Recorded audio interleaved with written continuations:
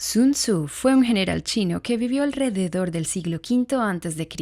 La colección de ensayos sobre el arte de la guerra atribuida a Sun Tzu es el tratado más antiguo que se conoce sobre el tema. A pesar de su antigüedad, los consejos de Sun Tzu siguen manteniendo vigencia. El arte de la guerra es el mejor libro de estrategia de todos los tiempos. Inspiró a Napoleón, Maquiavelo, Mao Zedong y muchas más figuras históricas. Este libro de 2500 años de antigüedad es uno de los más importantes textos clásicos chinos, en el que a pesar del tiempo transcurrido, ninguna de sus máximas ha quedado anticuada, ni hay un solo consejo que hoy no sea útil. Pero la obra del general Sun Tzu no es únicamente un libro de práctica militar, sino un tratado que enseña la estrategia suprema, de aplicar con sabiduría el conocimiento de la naturaleza humana en los momentos de confrontación. No es, por tanto, un libro sobre la guerra. Es una obra para comprender las raíces de un conflicto y buscar una solución. La mejor victoria es vencer sin combatir.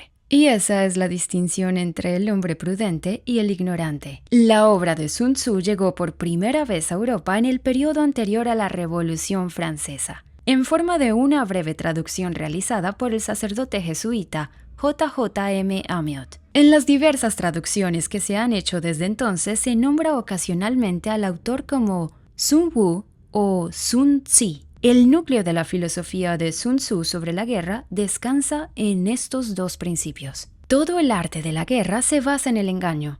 El supremo arte de la guerra es someter al enemigo sin luchar. Las ideas de Sun Tzu se extendieron por el resto de Asia hasta llegar a Japón.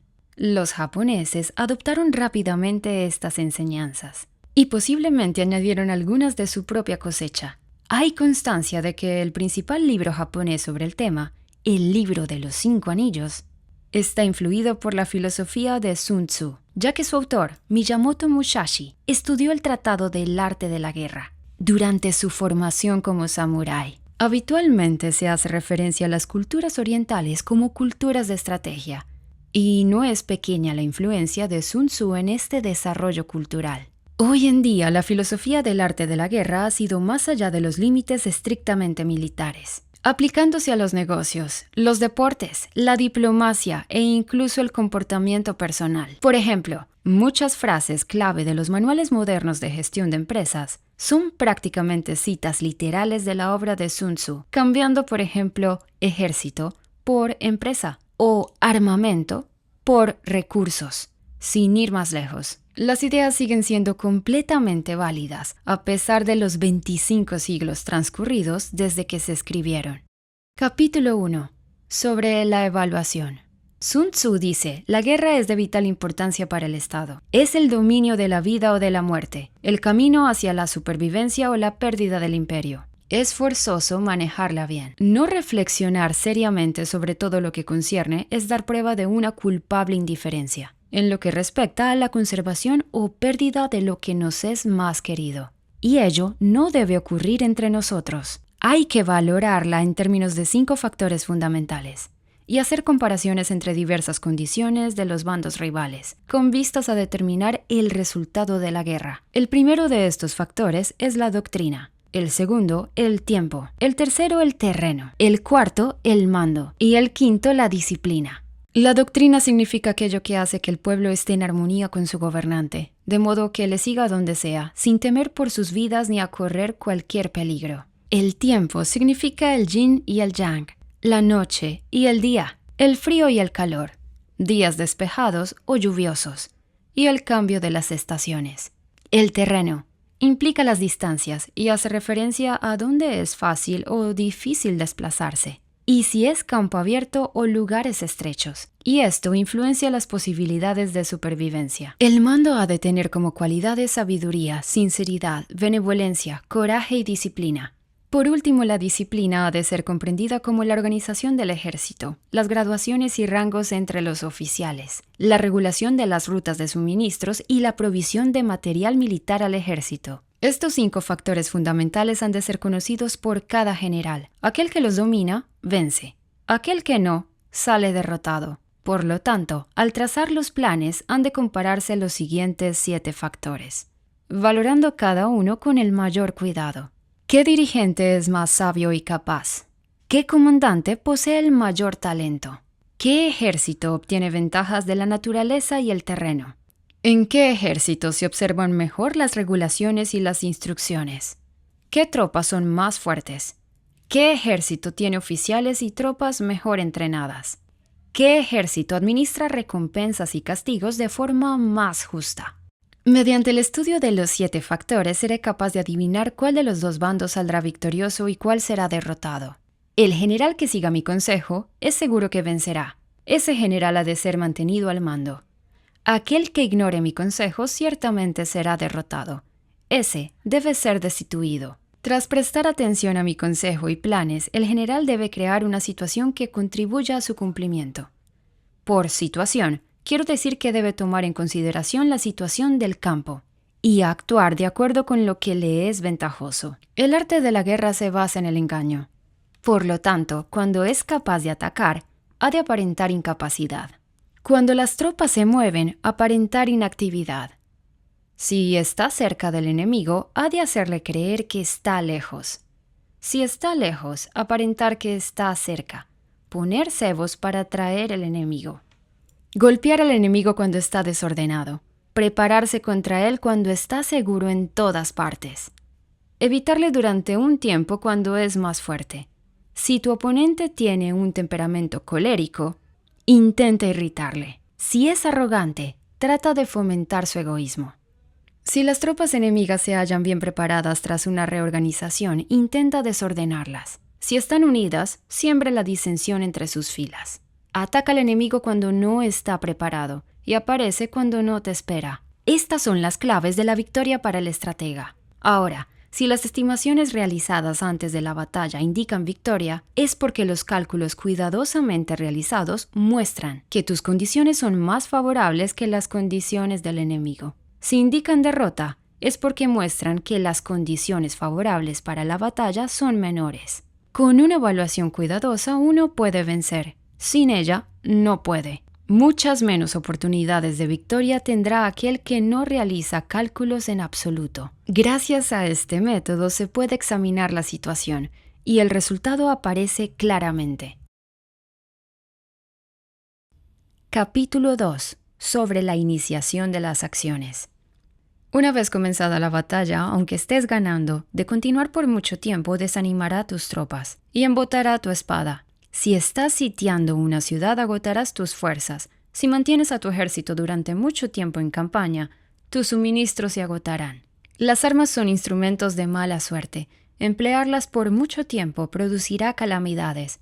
Como se ha dicho, los que a hierro matan, a hierro mueren. Cuando tus tropas están desanimadas, tu espada embotada y tus suministros son escasos, hasta los tuyos se aprovecharán de tu debilidad para sublevarse. Entonces, aunque tengas consejeros sabios, al final no podrás hacer que las cosas salgan bien. Por esta causa he oído hablar de operaciones militares que han sido torpes y repentinas, pero nunca he visto ningún experto en el arte de la guerra que mantuviese la campaña por mucho tiempo. Nunca es beneficioso para un país dejar que una operación militar se prolongue por mucho tiempo. Como se dice comúnmente, sé rápido como el trueno, que retumba antes de que hayas podido taparte los oídos. Veloz como el relámpago que relumbra antes de haber podido pestañear. Por lo tanto, los que no son totalmente conscientes de la desventaja de servirse de las armas no pueden ser totalmente conscientes de las ventajas de utilizarlas.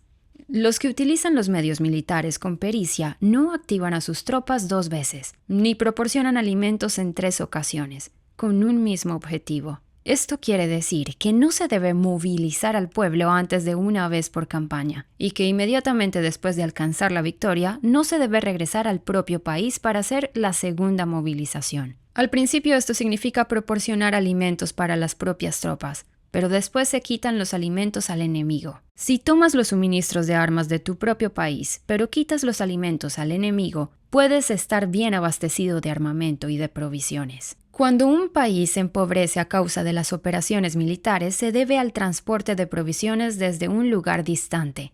Si las transportas desde un lugar distante, el pueblo se empobrecerá. Los que habitan cerca de donde está el ejército pueden vender sus cosechas a precios elevados, pero se acaba de este modo el bienestar de la mayoría de la población. Cuando se transportan las provisiones muy lejos, la gente se arruina a causa del alto costo. En los mercados cercanos al ejército, los precios de las mercancías aumentan. Por lo tanto, las largas campañas militares constituyen una lacra para el país.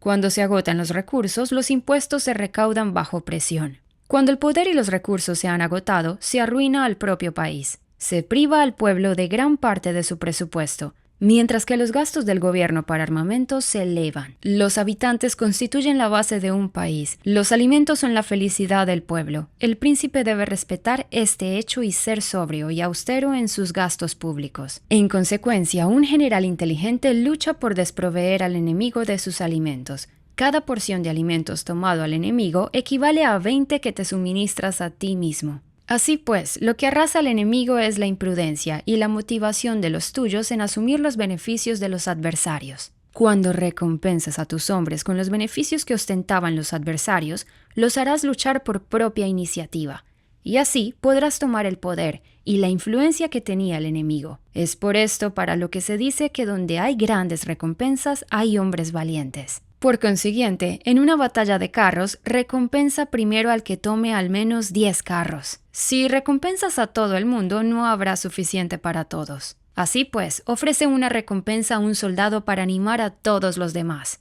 Cambia sus colores, de los soldados enemigos hechos prisioneros. Utilízalos, mezclados con los tuyos. Trata bien a los soldados y préstales atención. Los soldados prisioneros deben ser bien tratados, para conseguir que en el futuro luchen para ti. A esto se llama vencer al adversario e incrementar por añadidura tus propias fuerzas. Si utilizas al enemigo para derrotar al enemigo, serás poderoso en cualquier lugar a donde vayas. Así pues, lo más importante en una operación militar es la victoria y no la persistencia.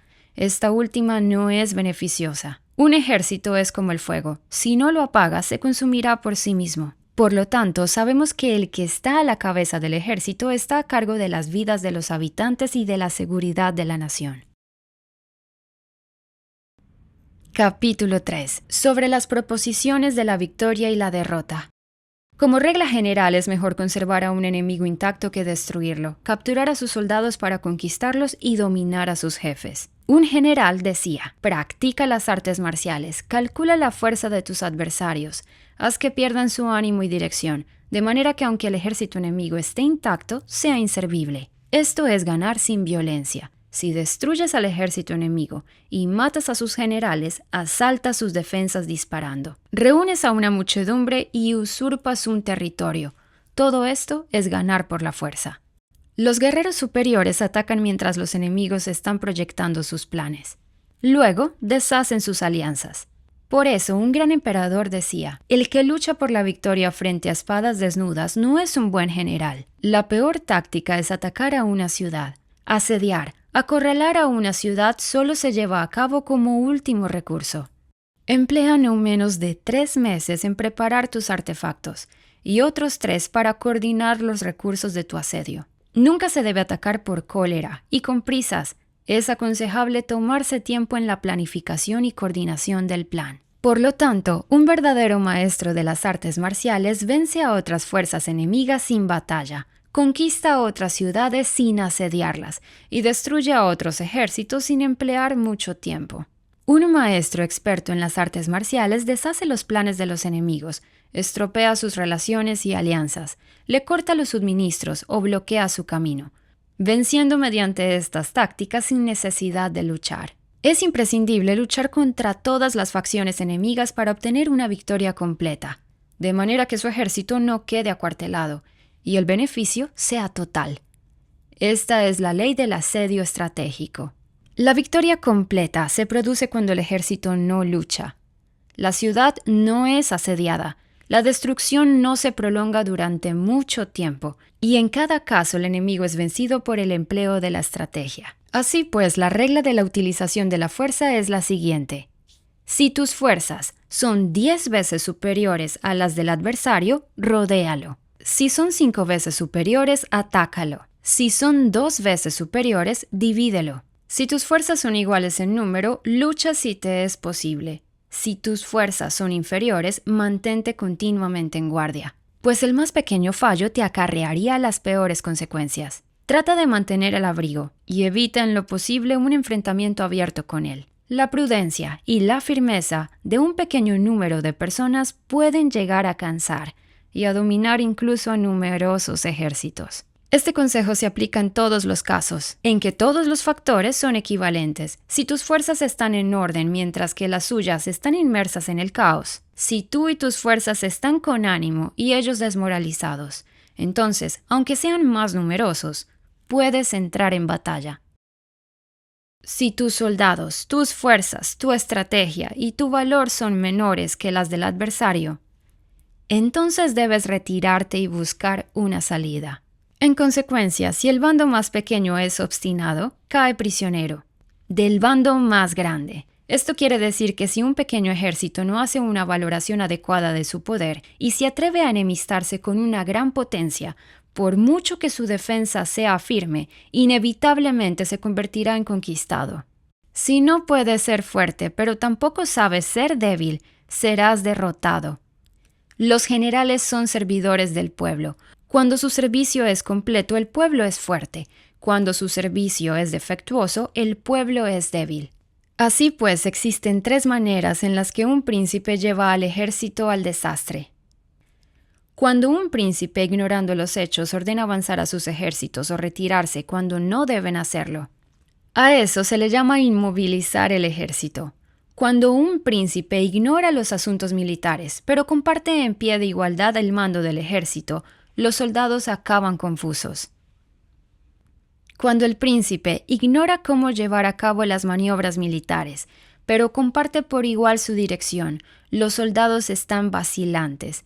Una vez que los ejércitos están confusos y vacilantes, empiezan los problemas procedentes de los adversarios. A esto se le llama perder la victoria por trastornar el aspecto militar. Si intentas utilizar los métodos de un gobierno civil para dirigir una operación militar, la operación será confusa. Triunfan aquellos que saben cuándo luchar y cuándo no. Saben discernir cuándo utilizar muchas o pocas tropas. Tienen tropas cuyos rangos superiores e inferiores tienen el mismo objetivo. Se enfrentan con preparativos a enemigos desprevenidos. Tienen generales competentes y no limitados por sus gobiernos civiles. Estas 5 son las maneras de conocer el futuro vencedor. Hablar de que el príncipe sea el que da las órdenes en todo es como el general solicitarle permiso al príncipe para poder apagar un fuego. Para cuando sea autorizado ya no quedarán sino cenizas. Si conoces a los demás y te conoces a ti mismo, ni en 100 batallas correrás peligro. Si no conoces a los demás, pero te conoces a ti mismo, perderás una batalla y ganarás otra. Si no conoces a los demás, ni te conoces a ti mismo, correrás peligro en cada batalla.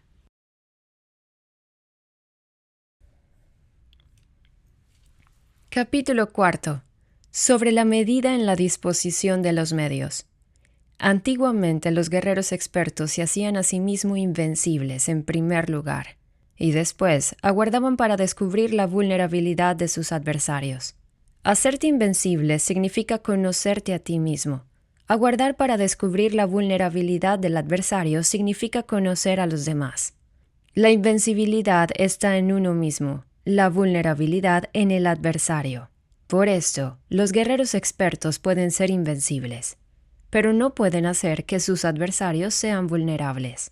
Si los adversarios no tienen orden de batalla sobre el que informarse, ni negligencias o fallos de los que aprovecharse, ¿cómo puedes vencerlos aunque estén bien pertrechados? Por esto es por lo que se dice que la victoria puede ser percibida, pero no fabricada. La invencibilidad es una cuestión de defensa, la vulnerabilidad una cuestión de ataque.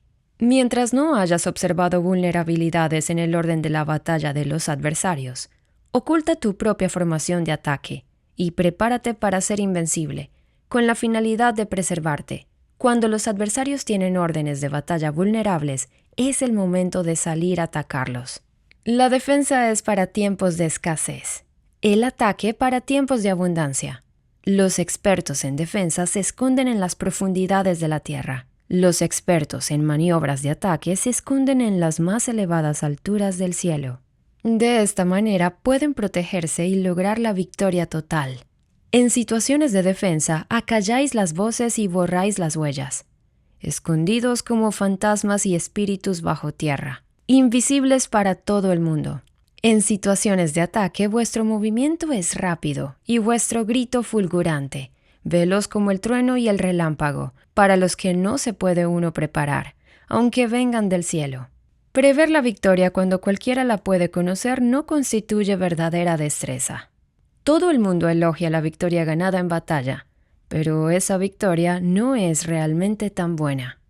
Todo el mundo elogia la victoria en batalla, pero lo verdaderamente deseable es poder ver el mundo de lo sutil y darte cuenta del mundo del oculto, hasta el punto de ser capaz de alcanzar la victoria donde no existe forma.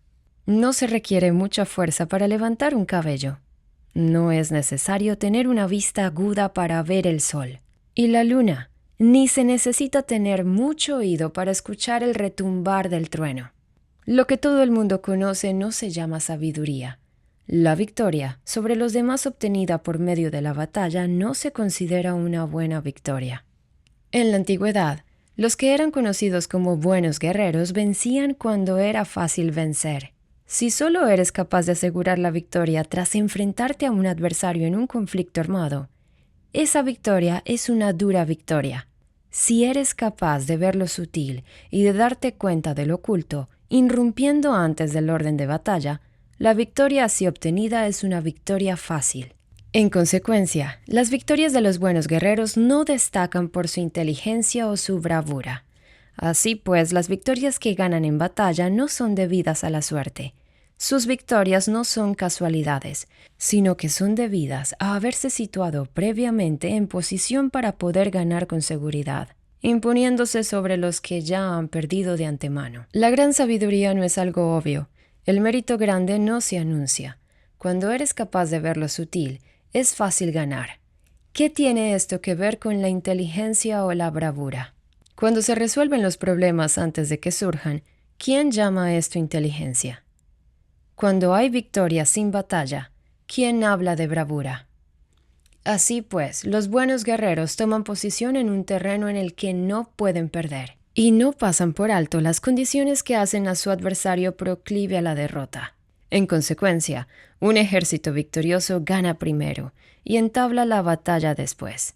Un ejército derrotado lucha primero e intenta obtener la victoria después. Esta es la diferencia entre los que tienen estrategia y los que no tienen planes premeditados. Los que utilizan bien las armas cultivan el camino y observan las leyes.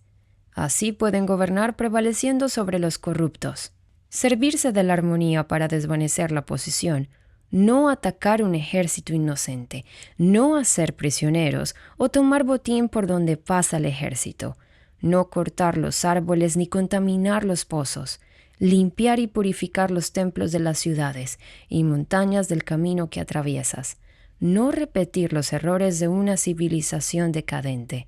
A todo esto se llama el camino y sus leyes. Cuando el ejército está estrictamente disciplinado, hasta el punto en que los soldados morirían antes que desobedecer las órdenes, y las recompensas y los castigos merecen confianza y están bien establecidos. Cuando los jefes y oficiales son capaces de actuar de esta forma, pueden vencer a un príncipe enemigo corrupto. Las reglas militares son 5: medición, valoración, cálculo, comparación y victoria. El terreno da lugar a las mediciones, estas dan lugar a las valoraciones a los cálculos, estos a las comparaciones, y las comparaciones dan lugar a las victorias. Mediante las comparaciones de las dimensiones puedes conocer dónde se halla la victoria o la derrota. En consecuencia, un ejército victorioso es como 1 kilo comparado a 1 gramo. Un ejército derrotado es como 1 gramo comparado a 1 kilo. Cuando el que gana consigue que su pueblo vaya a la batalla como si estuviera dirigiendo una gran corriente de agua hacia un cañón profundo, esto es una cuestión de orden de batalla. Cuando el agua se acumula en un cañón profundo, nadie puede medir su cantidad, lo mismo que nuestra defensa no muestra su forma. Cuando se suelta el agua, se precipita hacia abajo como un torrente, de manera tan irresistible como nuestro propio ataque. Capítulo 5. Sobre la firmeza. La fuerza es la energía acumulada o la que se percibe. Esto es muy cambiante. Los expertos son capaces de vencer al enemigo creando una percepción favorable en ellos, así obtener la victoria sin necesidad de ejercer su fuerza. Gobernar sobre muchas personas como si fueran poco es una cuestión de dividirlas en grupos o sectores. Es organización. Batallar contra un gran número de tropas, como si fueran pocas, es una cuestión de demostrar la fuerza, símbolos y señales. Se refiere a lograr una percepción de fuerza y poder en la posición. En el campo de batalla se refiere a las formaciones y banderas utilizadas para desplegar las tropas y coordinar sus movimientos. Lograr que el ejército sea capaz de combatir contra el adversario sin ser derrotado es una cuestión de emplear métodos ortodoxos o heterodoxos.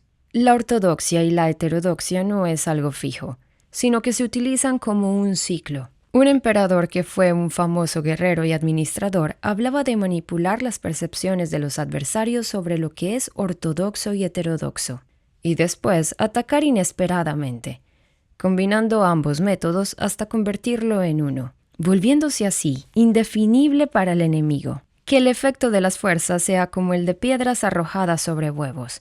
Es una cuestión de lleno y vacío.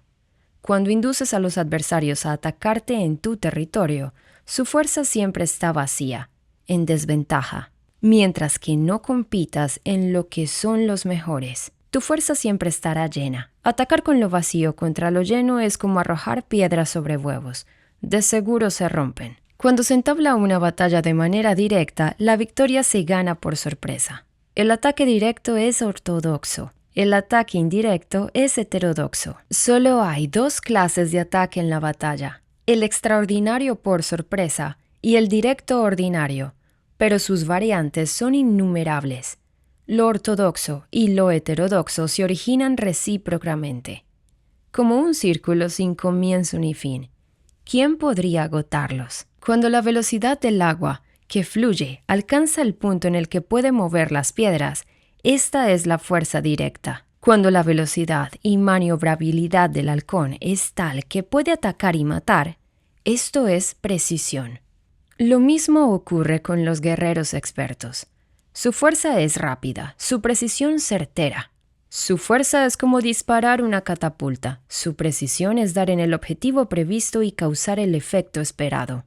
El desorden llega del orden. La cobardía surge del valor.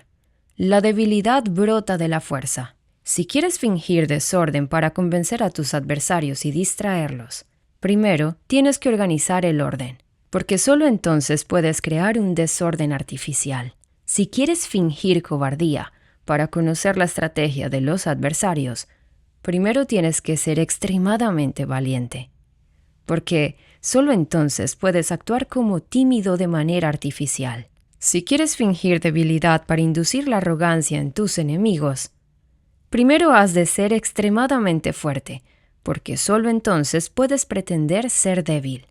El orden y el desorden son una cuestión de organización. La cobardía es una cuestión de valentía, y la del ímpetu, la fuerza y la debilidad son una cuestión de la formación en la batalla. Cuando un ejército tiene la fuerza del ímpetu, percepción, incluso el tímido se vuelve valiente. Cuando pierde la fuerza del ímpetu, incluso el valiente se convierte en tímido. Nada está fijado en las leyes de la guerra. Estas se desarrollan sobre la base del ímpetu. Con astucia se puede anticipar y lograr que los adversarios se convenzan a sí mismos cómo proceder y moverse. Les ayuda a caminar por el camino que les traza. Hace moverse a los enemigos con la perspectiva del triunfo, para que caigan en la emboscada. Los buenos guerreros buscan la efectividad de la batalla, a partir de la fuerza del ímpetu, percepción, y no dependen solo de la fuerza de sus soldados. Son capaces de escoger a la mejor gente, desplegarlos adecuadamente y dejar que la fuerza del ímpetu logre sus objetivos. Cuando hay entusiasmo, convicción, orden, organización, recursos, compromiso de los soldados, tienes la fuerza del ímpetu, y el tímido es valeroso. Así es posible asignar a los soldados por sus capacidades, habilidades y encomendarle deberes y responsabilidades adecuadas. El valiente puede luchar, el cuidadoso puede hacer de centinela y el inteligente puede estudiar, analizar y comunicar. Cada cual es útil. Hacer que los soldados luchen permitiendo que la fuerza del ímpetu haga su trabajo es como hacer rodar rocas. Las rocas permanecen inmóviles cuando están en un lugar plano, pero ruedan en un plano inclinado. Se quedan fijas cuando son cuadradas, pero giran si son redondas. Por lo tanto, cuando se conduce a los hombres a la batalla con astucia, el impulso es como rocas redondas que se precipitan montaña abajo. Esta es la fuerza que produce la victoria. Capítulo 6. Sobre lo lleno y lo vacío. Los que anticipan se preparan y llegan primero al campo de batalla, y esperan al adversario, están en posición descansada. Los que llegan los últimos al campo de batalla, los que improvisan y entablan la lucha quedan agotados. Los buenos guerreros hacen que los adversarios vengan a ellos, y de ningún modo se dejan atraer fuera de su fortaleza. Si haces que los adversarios vengan a ti para combatir, su fuerza estará siempre vacía. Si no sales a combatir, tu fuerza estará siempre llena. Este es el arte de vaciar a los demás y de llenarte a ti mismo. Lo que impulsa a los adversarios a venir hacia ti por propia decisión es la perspectiva de ganar. Lo que desanima a los adversarios de ir hacia ti es la probabilidad de sufrir daños. Cuando los adversarios están en posición favorable, debes cansarlos. Cuando están bien alimentados, cortar los suministros. Cuando están descansando, hacer que se pongan en movimiento. Ataca inesperadamente, haciendo que los adversarios se agoten corriendo para salvar sus vidas. Interrumpe sus provisiones, arrasa sus campos y corta sus vías de aprovisionamiento. Aparece en lugares críticos y ataca donde menos se lo esperen, haciendo que tengan que acudir al rescate. Aparece donde no puedan ir, se dirige hacia donde menos se lo esperen. Para desplazarte cientos de kilómetros sin cansancio, atraviesa tierras despobladas. Atacar un espacio abierto no significa solo un espacio en el que el enemigo no tiene defensa.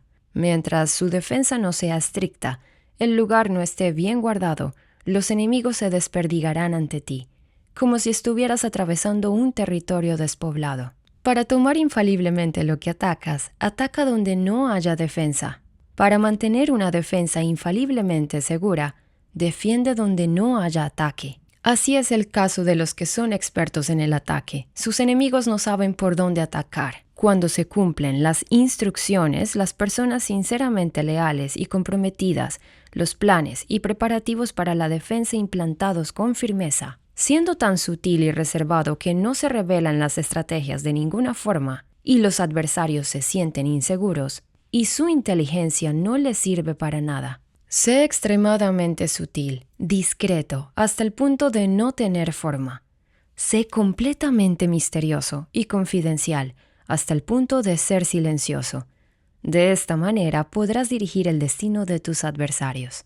Para avanzar sin encontrar resistencia, arremete por sus puntos débiles. Para retirarte de manera esquiva, sé más rápido que ellos. Las situaciones militares se basan en la velocidad. Llega como el viento, muévete como el relámpago, y los adversarios no podrán vencerte. Por lo tanto, cuando quieras entrar en batalla, incluso si el adversario está atrincherado en una posición defensiva, no podrá evitar luchar si atacas en el lugar en el que debes acudir irremediablemente al rescate. Cuando no quieras entrar en batalla, incluso si trazas una línea en el terreno que quieres conservar, el adversario no puede combatir contigo porque le das una falsa pista. Esto significa que cuando los adversarios llegan para atacarte, no luchas con ellos, sino que estableces un cambio estratégico para confundirlos y llenarlos de incertidumbre. Por consiguiente, cuando induces a otros a efectuar una formación mientras que tú mismo permaneces sin forma, estás concentrado, mientras que tu adversario está dividido. Haz que los adversarios vean como extraordinario lo que es ordinario para ti. Haz que vean como ordinario lo que es extraordinario para ti. Esto es inducir al enemigo a efectuar una formación. Una vez vista la formación del adversario, concentra tus tropas contra él. Como tu formación no está a la vista, el adversario dividirá seguramente sus fuerzas. Cuando estás concentrado formando una sola fuerza, mientras que el enemigo está dividido en 10, estás atacando a una concentración de 1 contra 10, así que tus fuerzas superan las suyas. Si puedes atacar a unos pocos soldados con muchos, diezmarás el número de tus adversarios. Cuando estás fuertemente atrincherado, te has hecho fuerte tras buenas barricadas, y no dejas filtrar ninguna información sobre tus fuerzas. Sal afuera sin información precisa, ataca y conquista de manera incontenible. No han de conocer dónde piensas librar la batalla. No han de conocer dónde piensas librar la batalla. Porque cuando no se conoce, el enemigo destaca muchos puestos de vigilancia. Y en el momento en el que se establecen numerosos puestos, solo tienes que combatir contra pequeñas unidades. Así pues, cuando su vanguardia está preparada, su retaguardia es defectuosa. Y cuando su retaguardia está preparada, su vanguardia presenta puntos débiles. Las preparaciones de su ala derecha significan carencia en su ala izquierda. Las preparaciones por todas partes significará ser vulnerable por todas partes. Esto significa que cuando las tropas están de guardia en muchos lugares, están forzosamente desperdigadas en pequeñas unidades. Cuando se dispone de pocos soldados, se está a la defensiva contra el adversario. El que dispone de muchos hace que el enemigo tenga que defenderse. Cuantas más defensas induces a adoptar a tu enemigo, más debilitado quedará. Así, si conoce el lugar y la fecha de la batalla, puede acudir a ella aunque estés a 1000 kilómetros de distancia. Si no conoces el lugar y la fecha de la batalla, entonces tu flanco izquierdo no puede salvar al derecho. Tu vanguardia no puede salvar a tu retaguardia, y tu retaguardia no puede salvar a tu vanguardia, ni siquiera en un territorio en unas pocas docenas de kilómetros. Si tienes muchas más tropas que los demás, ¿cómo puede ayudarte este factor para obtener la victoria? Si no conoces el lugar y la fecha de la batalla, aunque tus tropas sean más numerosas que las de ellos, ¿cómo puedes saber si vas a ganar o a perder? Así pues, se dice que la victoria puede ser creada.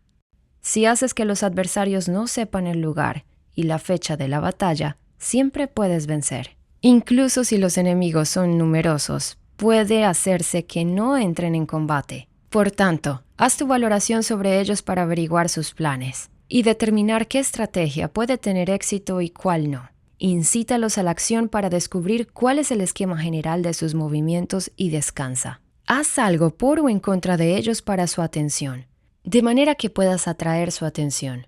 Descubrir sus hábitos de comportamiento de ataque y de defensa. Indúcelos a adoptar formaciones específicas para conocer sus puntos flacos. Esto significa utilizar muchos métodos para confundir y perturbar al enemigo con el objetivo de observar sus formas de respuesta hacia ti. Después de haberlas observado, actúas en consecuencia, de manera que puedes saber qué clase de situaciones significan vida y cuáles significan muerte. Pruébalos para averiguar sus puntos fuertes y sus puntos débiles. Por lo tanto, el punto final de la formación de un ejército es llegar a la no forma. Cuando no tienes forma, los informadores no pueden descubrir nada, ya que la información no puede crear una estrategia. Una vez que no tienes forma perceptible, no dejas huellas que puedan ser seguidas. Los informadores no encuentran ninguna grieta por donde mirar, y los que están a cargo de la planificación no pueden establecer ningún plan realizable. La victoria sobre multitudes mediante formaciones precisas debe ser desconocida por las multitudes. Todo el mundo conoce la forma mediante la que resultó vencedor, pero nadie conoce la forma mediante la que aseguró la victoria. En consecuencia, la victoria en la guerra no es repetitiva, sino que adapta su forma continuamente. Determinar los cambios apropiados significa no repetir las estrategias previas para obtener la victoria. Para lograrla, puedo adaptarme desde el principio a cualquier formación que los adversarios puedan adoptar.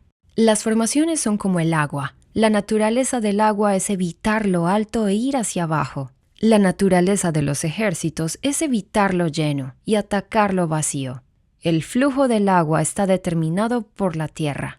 La victoria viene determinada por el adversario. Así pues, un ejército no tiene formación constante. Lo mismo que el agua no tiene forma constante. Se llama genio a la capacidad de obtener la victoria cambiando y adaptándose según el enemigo.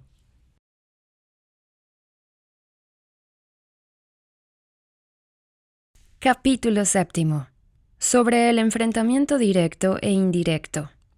La regla ordinaria para el uso del ejército es que el mando del ejército reciba órdenes de las autoridades civiles y después reúne y concentra a las tropas acuartelándolas juntas. Nada es más difícil que la lucha armada. Luchar con otros cara a cara para conseguir ventajas es lo más arduo del mundo. La dificultad de la lucha armada es hacer cercanas las distancias largas y convertir los problemas en ventajas. Mientras que das la apariencia de estar muy lejos, empiezas tu camino y llegas antes que el enemigo. Por lo tanto, haces que su ruta sea larga, atrayéndole con la esperanza de ganar. Cuando emprendes la marcha después que los otros y llegas antes que ellos, conoces la estrategia de hacer que las distancias sean cercanas. Sírvete de una unidad especial para engañar al enemigo atrayéndole a una falsa persecución, haciéndole creer que el grueso de tus fuerzas está muy lejos. Entonces lanzas una fuerza de ataque sorpresa que llega antes, aunque emprendió el camino después. Por consiguiente, la lucha armada puede ser provechosa y puede ser peligrosa. Para el experto es provechosa. Para el inexperto es peligrosa. Movilizar a todo el ejército para el combate en aras de obtener alguna ventaja tomaría mucho tiempo, pero combatir por una ventaja con un ejército incompleto tendría como resultado una falta de recursos. Si te movilizas rápidamente y sin parar día y noche, recorriendo el doble de la distancia habitual, y si luchas por obtener alguna ventaja a miles de kilómetros, tus jefes militares serán hechos prisioneros. Los soldados que sean fuertes llegarán allí primero. Los más cansados llegarán después. Como regla general, solo lo conseguirá 1 de cada 10. Cuando la ruta es larga, las tropas se cansan. Si han gastado su fuerza en la movilización, llegan agotadas, mientras que sus adversarios están frescos. Así pues, es seguro que serán atacadas. Combatir por una ventaja a 50 kilómetros de distancia frustrará los planes del mando. Y como regla general, solo la mitad de los soldados lo harán. Si se combate por obtener una ventaja a 30 kilómetros de distancia, solo 2 de cada 3 soldados lo recorrerán. Así pues, un ejército perece si no está equipado, si no tiene provisiones o si no tiene dinero. Estas 3 cosas son necesarias. No puedes combatir para ganar con un ejército no equipado o sin provisiones, lo que el dinero facilita. Por tanto, si ignoras los planes de tus rivales, no puedes hacer alianzas precisas. A menos que conozcas las montañas y los bosques, los desfiladeros y los pasos, y la condición de los pantanos, no puedes maniobrar con una fuerza armada. A menos que utilices guías locales, no puedes aprovecharte de las ventajas del terreno. Solo cuando conoces cada detalle de la condición del terreno puedes maniobrar y guerrear. Por consiguiente, una fuerza militar se usa según la estrategia prevista. Se moviliza mediante la esperanza de recompensa y se adapta mediante la división y la combinación. Una fuerza militar se establece mediante la estrategia, en el sentido de que distraes al enemigo para que no pueda conocer cuál es tu situación real y no pueda imponer su supremacía. Se moviliza mediante la esperanza de recompensa, en el sentido de que entra en acción cuando ve la posibilidad de obtener una ventaja. Dividir y volver a hacer combinaciones de tropas se hace para confundir al adversario y observar cómo reacciona frente a ti. De esta manera puedes adaptarte para obtener la victoria. Por eso, cuando una fuerza militar se mueve con rapidez, es como el viento. Cuando va lentamente, es como el bosque. Es voraz como el fuego e inmóvil como las montañas. Es rápida como el viento en el sentido que llega sin avisar y desaparece como el relámpago. Es como un bosque porque tiene un orden. Es voraz como el fuego que devasta una planicie, sin dejar tras sí ni una brizna de hierba. Es inmóvil como una montaña cuando se acuartela. Es tan difícil de conocer como la oscuridad. Su movimiento es como un trueno que retumba. Para ocupar un lugar, divide a tus tropas. Para expandir tu territorio, divide los beneficios. La regla general de las operaciones militares es desproveer de alimentos al enemigo todo lo que se pueda. Sin embargo, en localidades donde la gente no tiene mucho, es necesario dividir a las tropas en grupos más pequeños, para que puedan tomar en diversas partes lo que necesitan, ya que solo así tendrán suficiente. En cuanto a dividir el botín, significa que es necesario repartirlo entre las tropas para guardar lo que ha sido ganado, no dejando que el enemigo lo recupere. Actúa después de haber hecho una estimación. Gana el que conoce primero la medida de lo que está lejos y lo que está cerca. Esta es la regla general de la lucha armada. El primero que hace el movimiento es el invitado. El último es el anfitrión. El invitado lo tiene difícil. El anfitrión lo tiene fácil.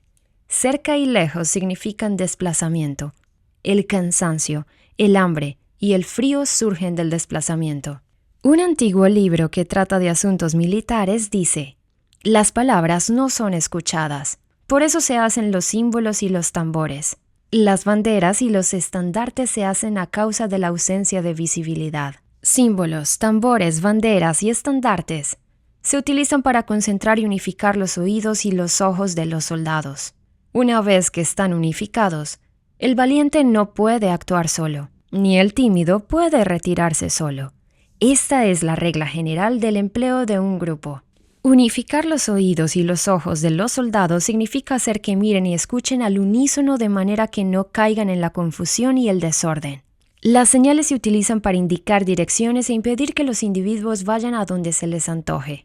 Así pues, en batallas nocturnas utiliza fuegos y tambores, y en batallas diurnas sírvete de banderas y estandartes, para manipular los oídos y los ojos de los soldados. Utiliza muchas señales para confundir las percepciones del enemigo y hacerle temer tu temible poder militar. De esta forma, haces desaparecer la energía de sus ejércitos y desmoralizas a sus generales. En primer lugar, has de ser capaz de mantenerte firme en tu propio corazón. Solo entonces puedes desmoralizar a los generales enemigos. Por esto, la tradición afirma que los habitantes de otros tiempos tenían la firmeza para desmoralizar. Y la antigua ley de los que conducían carros de combate decía que cuando la mente original es firme, la energía fresca es victoriosa. De este modo, la energía de la mañana está llena de ardor, la del mediodía decae y la energía de la noche se retira. En consecuencia, los expertos en el manejo de las armas prefieren la energía entusiasta, atacan la decadente y la que se bate en retirada. Son ellos los que dominan la energía. Cualquier débil en el mundo se dispone a combatir en un minuto si se siente animado, pero cuando se trata realmente de tomar las armas y de entrar en batalla, es poseído por la energía. Cuando esta energía se desvanece, se detendrá, estará asustado y se arrepentirá de haber comenzado. La razón por la que esa clase de ejércitos miran por encima del hombro a enemigos fuertes, lo mismo que miran a las doncellas vírgenes, es porque están aprovechando de su agresividad, estimulada por cualquier causa. Utilizar el orden para enfrentarse al desorden. Utilizar la calma para enfrentarse con los que se agitan. Esto es dominar el corazón. A menos que tu corazón esté totalmente abierto y tu mente en orden, no puedes esperar ser capaz de adaptarte a responder sin límites, a manejar los acontecimientos de manera infalible, a enfrentarte a dificultades graves e inesperadas sin turbarte, dirigiendo cada cosa sin confusión. Dominar la fuerza es esperar a los que vienen de lejos, aguardar con toda comodidad a los que se han fatigado, y con el estómago saciado a los hambrientos. Esto es lo que se quiere decir cuando se habla de atraer a otros hacia donde estás, al tiempo que evitas ser inducido a ir hacia donde están ellos. Evitar la confrontación contra formaciones de combate bien ordenadas y no atacar grandes batallones constituye el dominio de la adaptación. Por tanto, la regla general de las operaciones militares es no enfrentarse a una gran montaña, ni oponerse al enemigo de espaldas a esta. Esto significa que si los adversarios están en un terreno elevado, no debes atacarles cuesta arriba, y que cuando efectúan una carga cuesta abajo, no debes hacerles frente. No persigas a los enemigos cuando finjan una retirada, ni ataques tropas expertas. Si los adversarios huyen de repente antes de agotar su energía, seguramente hay emboscadas, esperándote para atacar a tus tropas. En este caso, Debes retener a tus oficiales para que no se lancen en su persecución. No consumas la comida de sus soldados. Si el enemigo abandona de repente sus provisiones, estas han de ser probadas antes de ser comidas, por si están envenenadas. No detengas a ningún ejército que esté en camino a su país. Bajo estas circunstancias, un adversario luchará hasta la muerte. Hay que dejarle una salida a un ejército rodeado. Muéstrales una manera de salvar la vida para que no estén dispuestos a luchar hasta la muerte, y así podrás aprovecharte para atacarles. No presiones a un enemigo desesperado. Un animal agotado seguirá luchando, pues es la ley de la naturaleza. Estas son las leyes de las operaciones militares. Capítulo 8. Sobre los 9 cambios. Por lo general, las operaciones militares están bajo el mando del gobernante civil para dirigir al ejército. El general no debe levantar su campamento en un terreno difícil. Deja que se establezcan relaciones diplomáticas en las fronteras. No permanezcas en un territorio árido ni aislado. Cuando te halles en un terreno cerrado, prepara alguna estrategia y muévete. Cuando te halles en un terreno mortal, lucha. Terreno cerrado significa que existen lugares escarpados que te rodean por todas partes, de manera que el enemigo tiene movilidad, que puede llegar e irse con libertad, pero a ti te es difícil salir y volver. Cada ruta debe ser estudiada para que sea la mejor. Hay rutas que no debes usar, ejércitos que no han de ser atacados, ciudades que no deben ser rodeadas, terrenos sobre los que no se debe combatir, y órdenes de gobernantes civiles que no deben ser obedecidas. En consecuencia, los generales que conocen las variables posibles para aprovecharse del terreno saben cómo manejar las fuerzas armadas. Si los generales no saben cómo adaptarse de manera ventajosa, aunque conozcan la condición del terreno, no pueden aprovecharse de él. Si están al mando de ejércitos, pero ignoran las artes de la total adaptabilidad, aunque conozcan el objetivo a lograr, no pueden hacer que los soldados luchen por él. Si eres capaz de ajustar la campaña, cambiar conforme al ímpetu de las fuerzas, entonces la ventaja no cambia, y los únicos que son perjudicados son los enemigos. Por esta razón, no existe una estructura permanente. Si puedes comprender totalmente este principio, puedes hacer que los soldados actúen en la mejor forma posible. Por lo tanto, las consideraciones de la persona inteligente siempre incluyen el analizar objetivamente el beneficio y el daño. Cuando considera el beneficio, su acción se expande. Cuando considera el daño, sus problemas pueden resolverse. El beneficio y el daño son interdependientes, y los sabios los tienen en cuenta. Por ello, lo que retiene a los adversarios es el daño, lo que les mantiene ocupados es la acción, y lo que les motiva es el beneficio.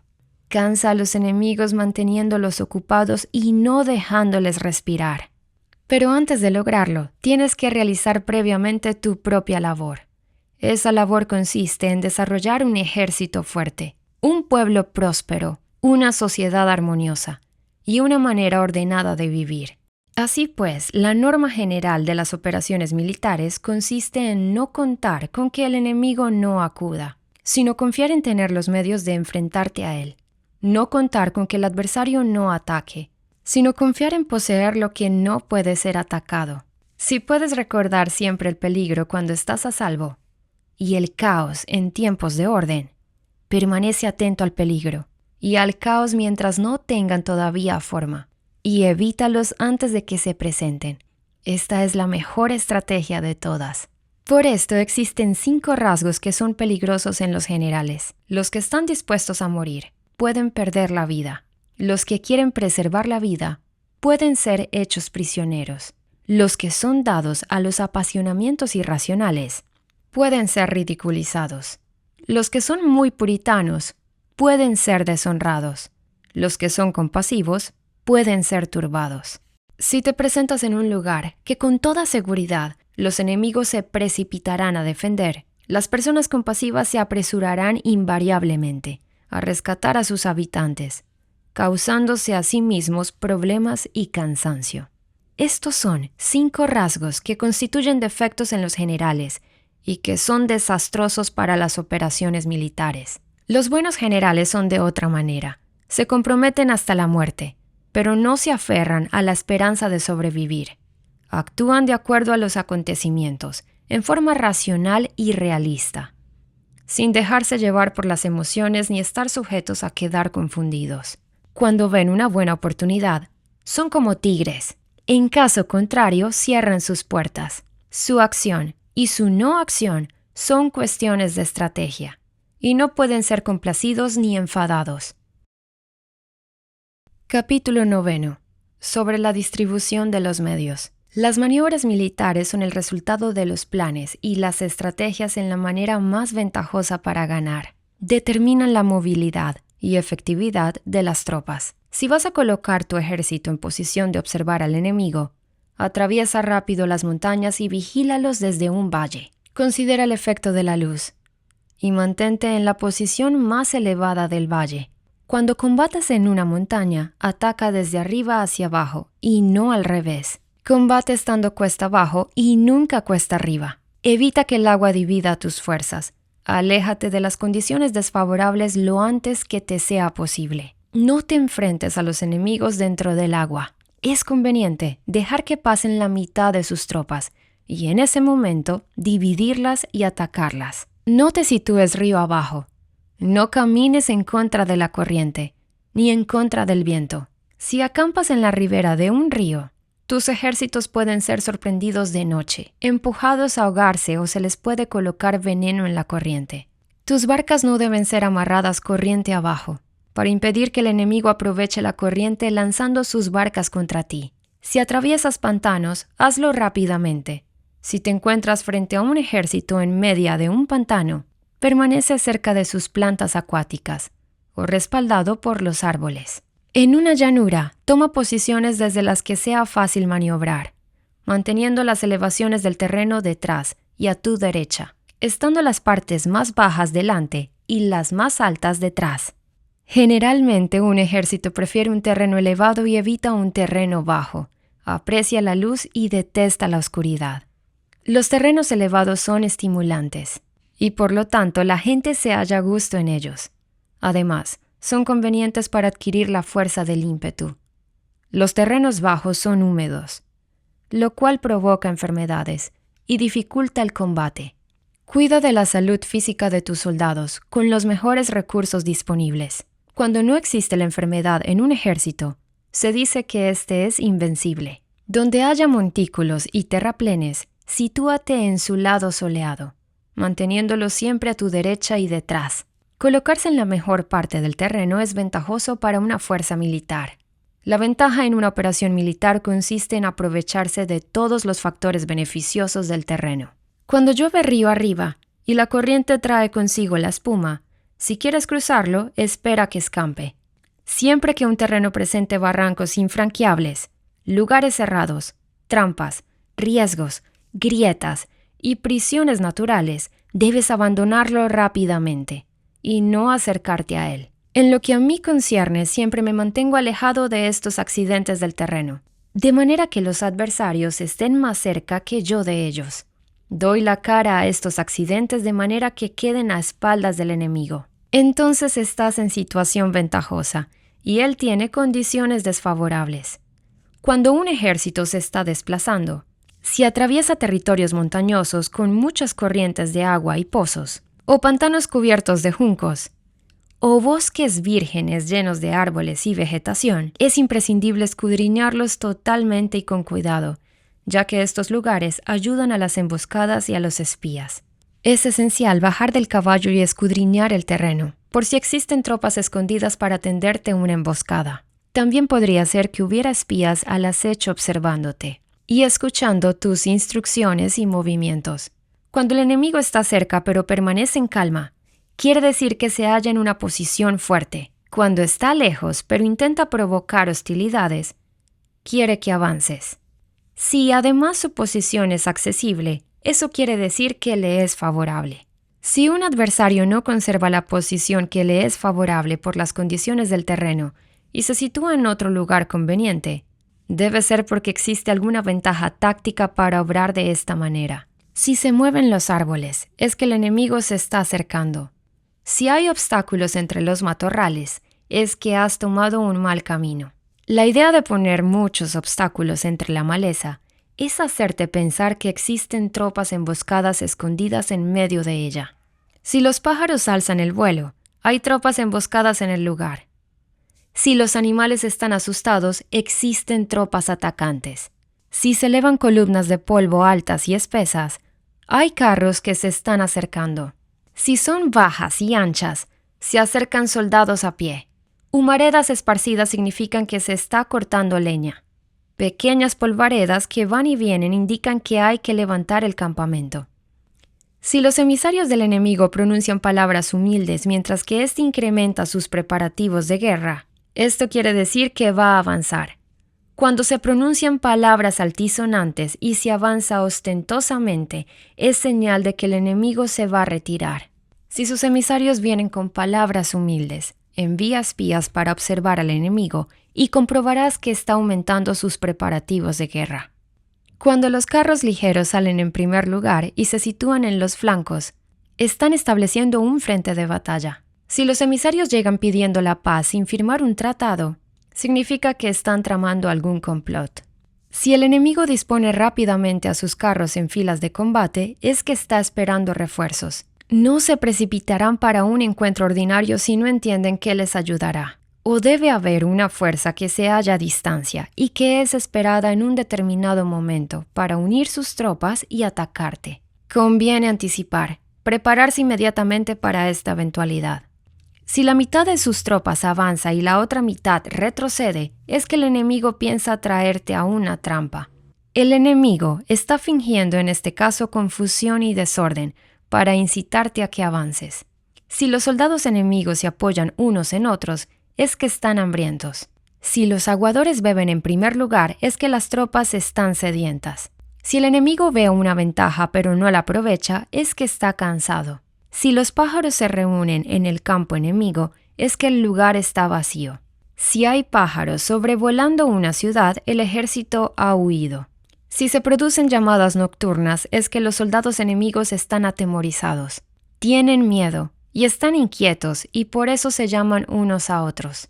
Si el ejército no tiene disciplina, esto quiere decir que el general no es tomado en serio. Si los estandartes se mueven, es que está sumido en la confusión. Las señales se utilizan para unificar el grupo. Así pues, si se desplaza de acá para allá, sin orden ni concierto, significa que sus filas están confusas. Si sus emisarios muestran irritación, significa que están cansados. Si matan sus caballos para obtener carne, es que los soldados carecen de alimentos. Cuando no tienen marmitas y no vuelven a su campamento, son enemigos completamente desesperados.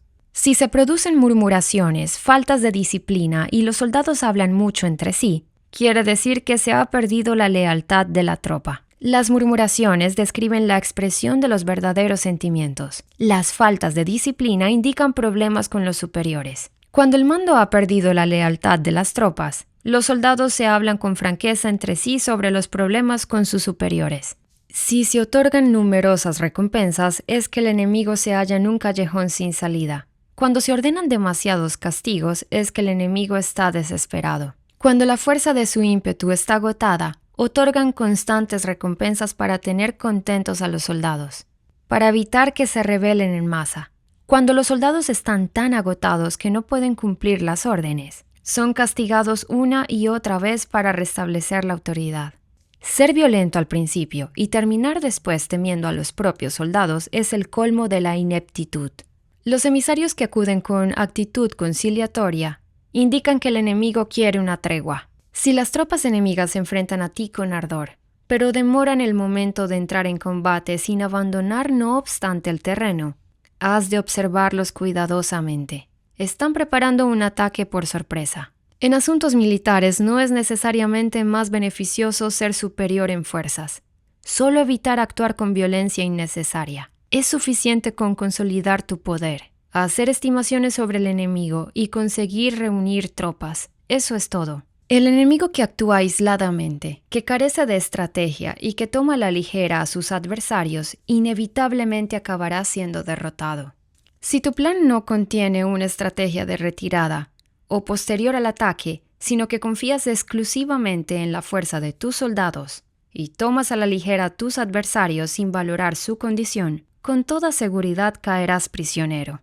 Si se castiga a los soldados antes de haber conseguido que sean leales al mando, no obedecerán, y si no obedecen serán difíciles de emplear. Tampoco podrán ser empleados si no se lleva a cabo ningún castigo, incluso después de haber obtenido su lealtad. Cuando existe un sentimiento subterráneo de aprecio y confianza, y los corazones de los soldados están ya vinculados al mando, si se relaja la disciplina, los soldados se volverán arrogantes, y será imposible emplearlos. Por lo tanto, dirígelos mediante el arte civilizado y unifícalos mediante las artes marciales. Esto significa una victoria continua. Arte civilizado significa humanidad, y artes marciales significan reglamentos. Mándalos con humanidad y benevolencia. Unifícalos de manera estricta y firme. Cuando la benevolencia y la firmeza son evidentes, es posible estar seguro de la victoria. Cuando las órdenes se dan de manera clara, sencilla y consecuente a las tropas, éstas las aceptan. Cuando las órdenes son confusas, contradictorias y cambiantes, las tropas no las aceptan o no las entienden. Cuando las órdenes son razonables, justas, sencillas, claras y consecuentes, existe una satisfacción recíproca entre el líder y el grupo. Capítulo 10. Sobre la topología. Algunos terrenos son fáciles, otros difíciles, algunos neutros, otros estrechos, accidentados o abiertos. Cuando el terreno sea accesible, sé el primero en establecer tu posición, eligiendo las alturas soleadas, una posición que sea adecuada para transportar los suministros. Así tendrás ventaja cuando libres la batalla. Cuando estés en un terreno difícil de salir, estás limitado. En este terreno, si tu enemigo no está preparado, puedes vencer si sigues adelante. Pero si el enemigo está preparado y sigues adelante, tendrás muchas dificultades para volver de nuevo a él, lo cual jugará en contra tuya. Cuando es un terreno desfavorable para ambos bandos, se dice que es un terreno neutro. En un terreno neutro, incluso si el adversario te ofrece una ventaja, no te aproveches de ella. Retírate, induciendo a salir a la mitad de las tropas enemigas. Y entonces cae sobre él, aprovechándote de esta condición favorable.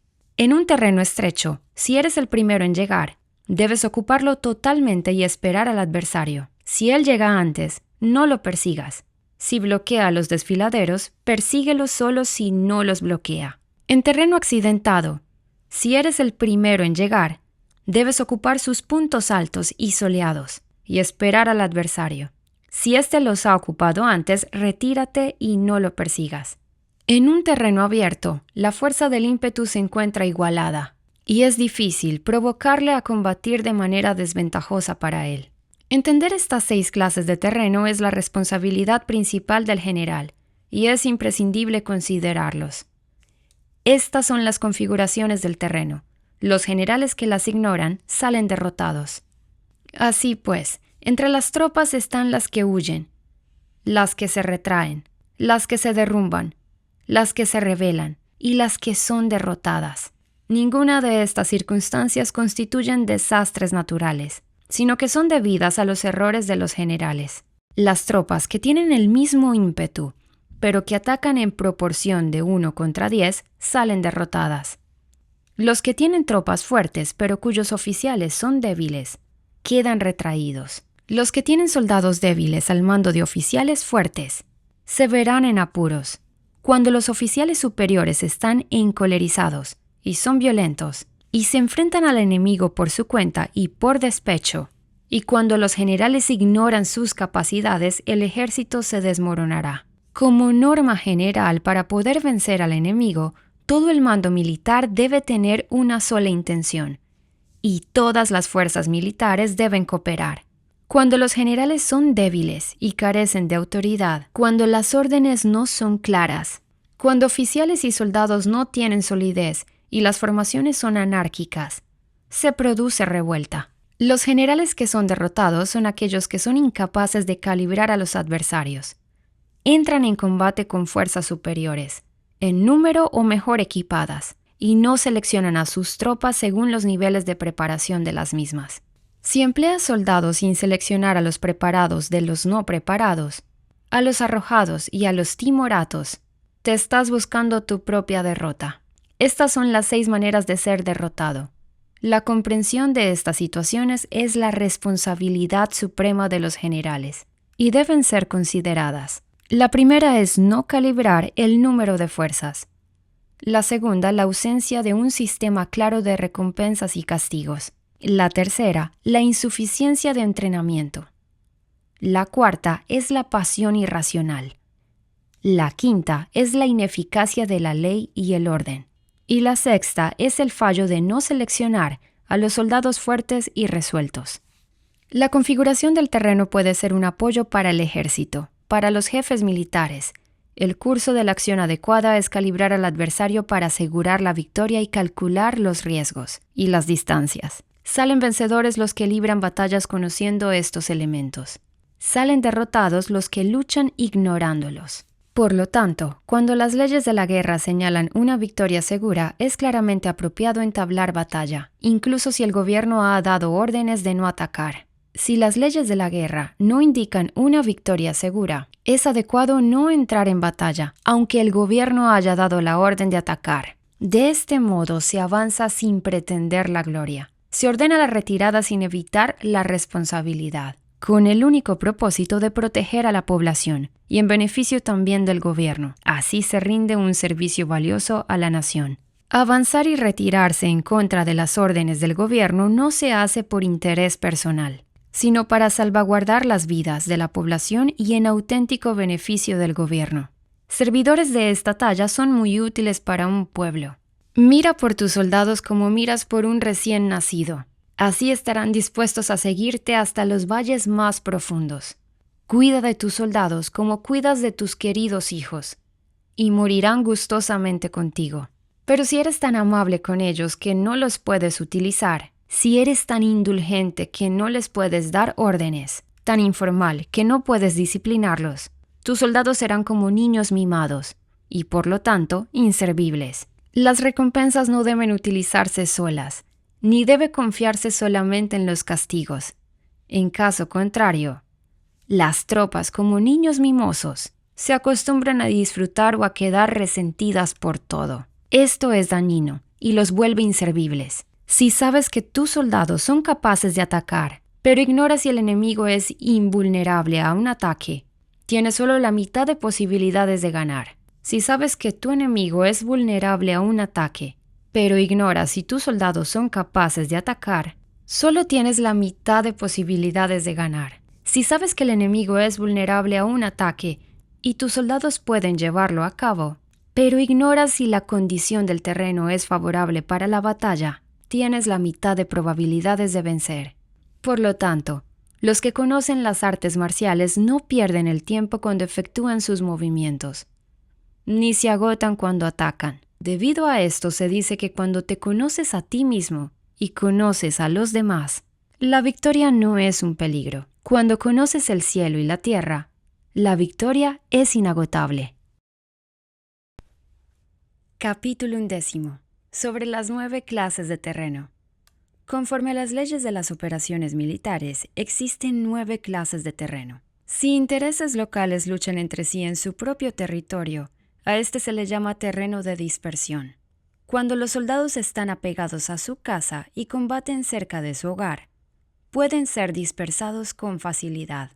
Cuando penetras en un territorio ajeno, pero no lo haces en profundidad, a este se le llama territorio ligero. Esto significa que los soldados pueden regresar fácilmente. El territorio que puede resultarte ventajoso si lo tomas y ventajoso al enemigo si es él quien lo conquista se llama terreno clave. Un terreno de lucha inevitable es cualquier enclave defensivo o paso estratégico. Un territorio igualmente accesible para ti y para los demás se llama terreno de comunicación. El territorio que está rodeado por 3 territorios rivales y es el primero en proporcionar libre acceso a él, a todo el mundo, se llama terreno de intersección.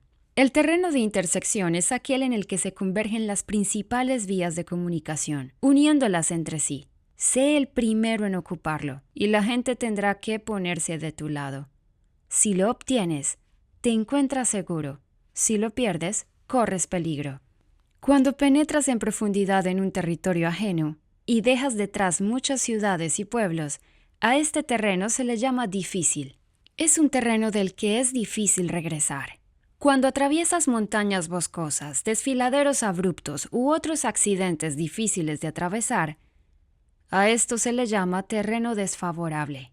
Cuando el acceso es estrecho y la salida es tortuosa, de manera que una pequeña unidad enemiga puede atacarte, aunque tus tropas sean más numerosas, a este se le llama terreno cercado. Si eres capaz de una gran adaptación, puedes atravesar este territorio. Si solo puedes sobrevivir en un territorio luchando con rapidez, y si es fácil morir, a este se le llama terreno mortal.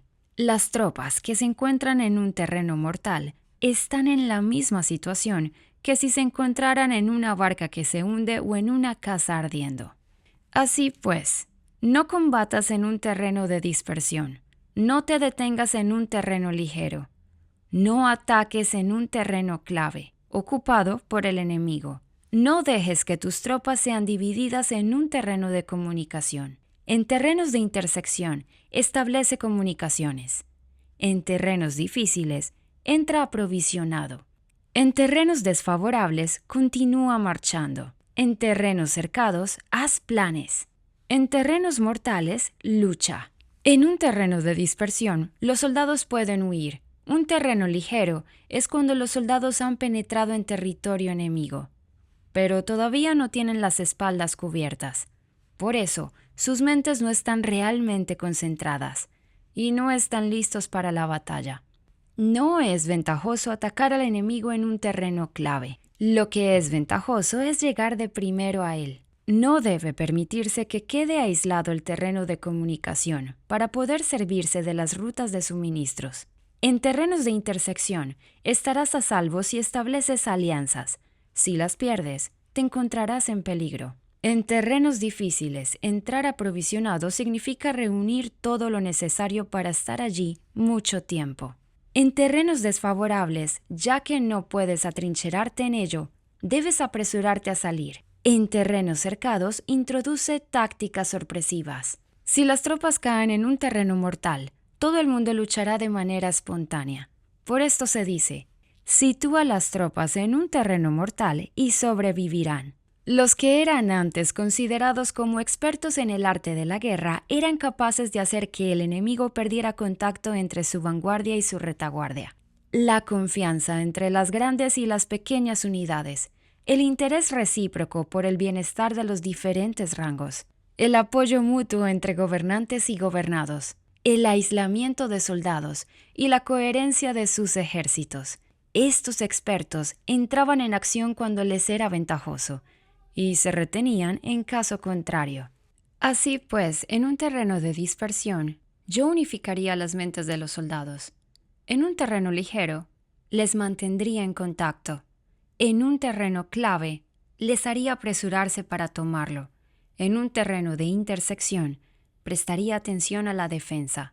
En un terreno de comunicación, establecería sólidas alianzas. En un terreno difícil, aseguraría suministros continuados. En un terreno desfavorable, urgiría a mis tropas a salir rápidamente de él. En un terreno cercado, cerraría las entradas. En un terreno mortal, indicaría a mis tropas que no existe ninguna posibilidad de sobrevivir. Por esto la psicología de los soldados consiste en resistir cuando se ven rodeados, luchar cuando no se puede evitar y obedecer en casos extremos. Hasta que los soldados no se ven rodeados, no tienen la determinación de resistir al enemigo hasta alcanzar la victoria. Cuando están desesperados, presentan una defensa unificada.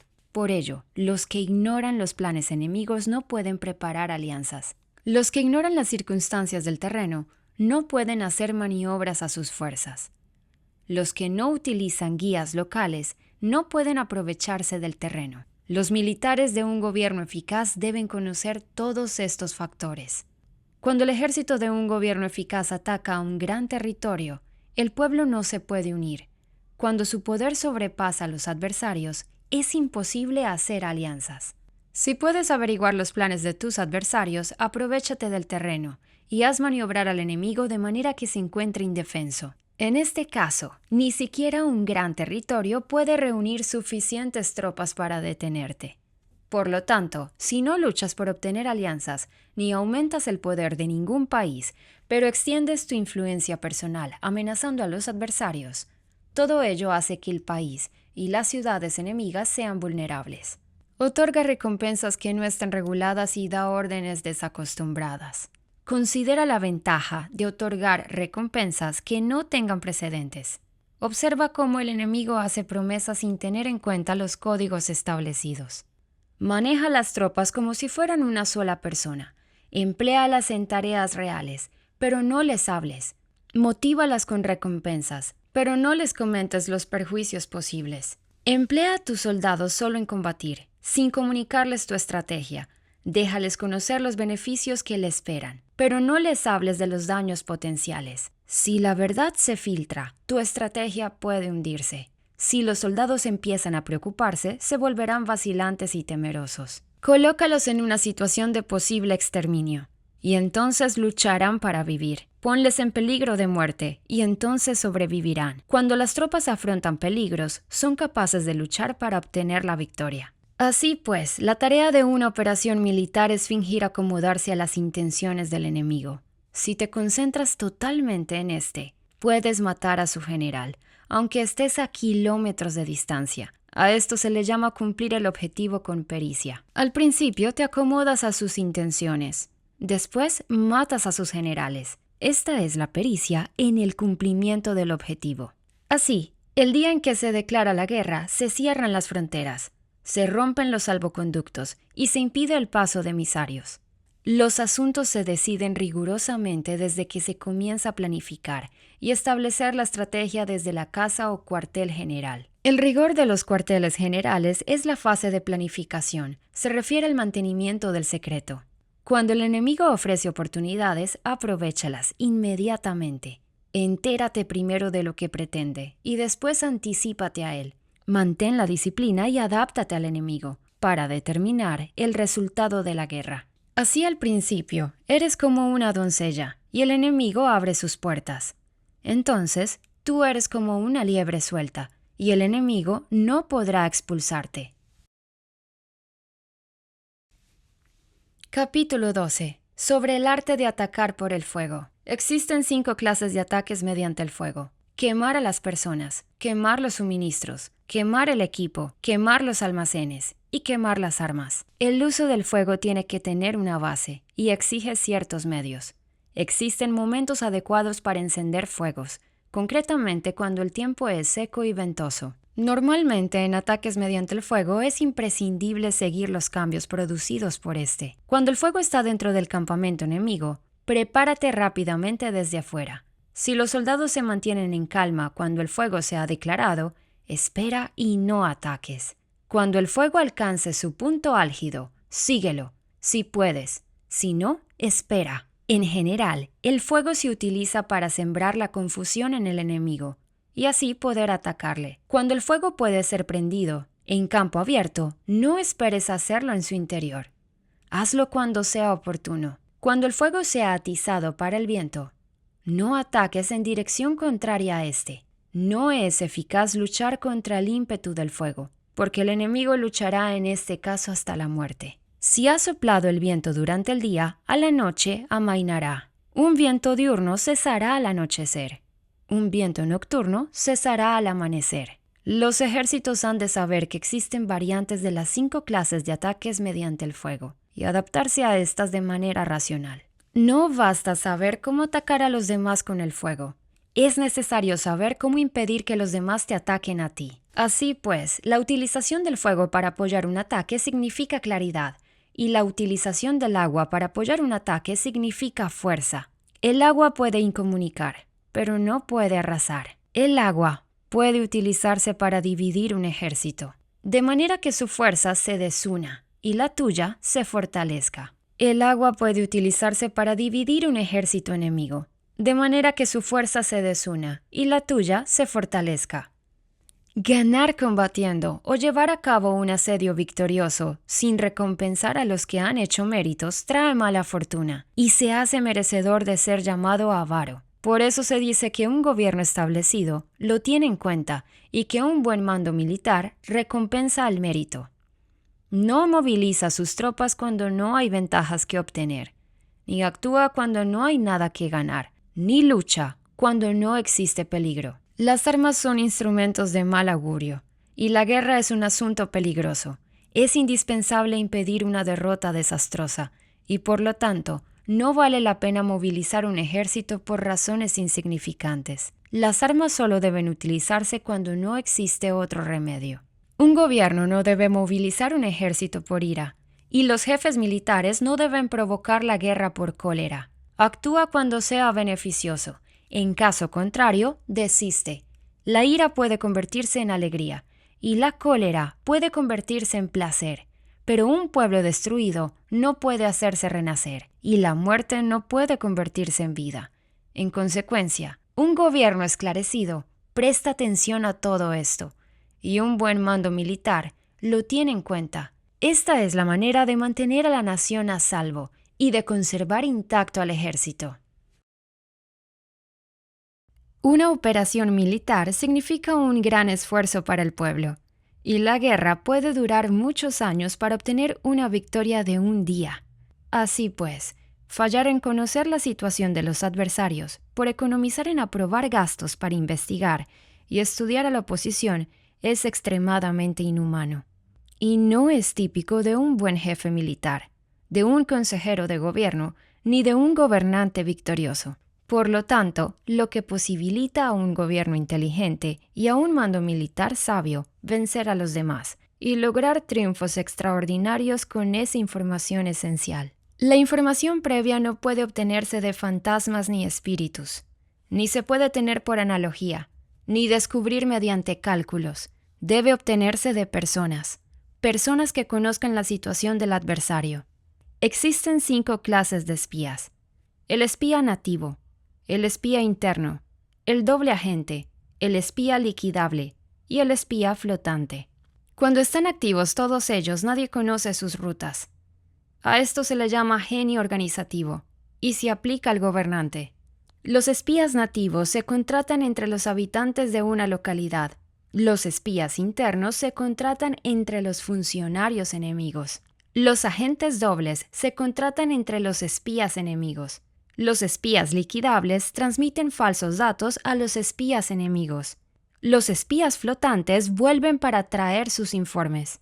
Entre los funcionarios del régimen enemigo se hallan aquellos con los que se puede establecer contacto y a los que se puede sobornar para averiguar la situación de su país y descubrir cualquier plan que se trame contra ti. También pueden ser utilizados para crear desavenencias y desarmonía.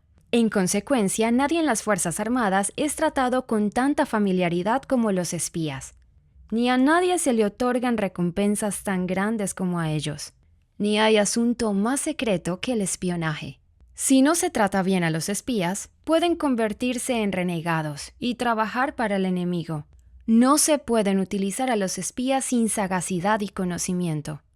No puede uno servirse de espías sin humanidad y justicia. No se puede obtener la verdad de los espías sin sutileza.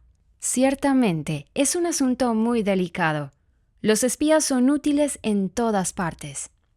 Cada asunto requiere un conocimiento previo. Si algún asunto de espionaje es divulgado antes de que el espía haya informado, este y el que lo haya divulgado deben eliminarse.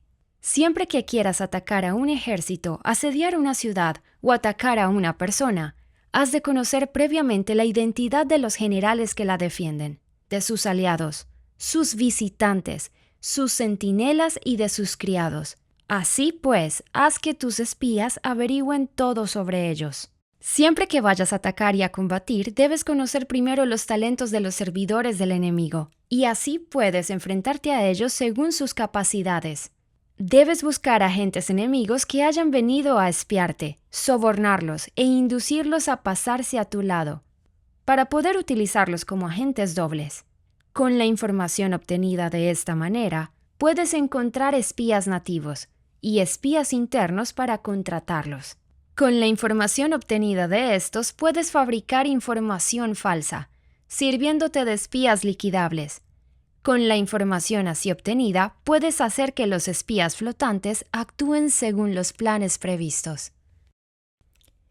Es esencial para un gobernante conocer las 5 clases de espionaje, y este conocimiento depende de los agentes dobles. Así pues, estos deben ser bien tratados. Así solo un gobernante brillante o un general sabio que pueda utilizar a los más inteligentes para el espionaje puede estar seguro de la victoria. El espionaje es esencial para las operaciones militares, y los ejércitos dependen de él para llevar a cabo sus acciones. No será ventajoso para el ejército actuar sin conocer la situación del enemigo. Y conocer la situación del enemigo no es posible sin el espionaje.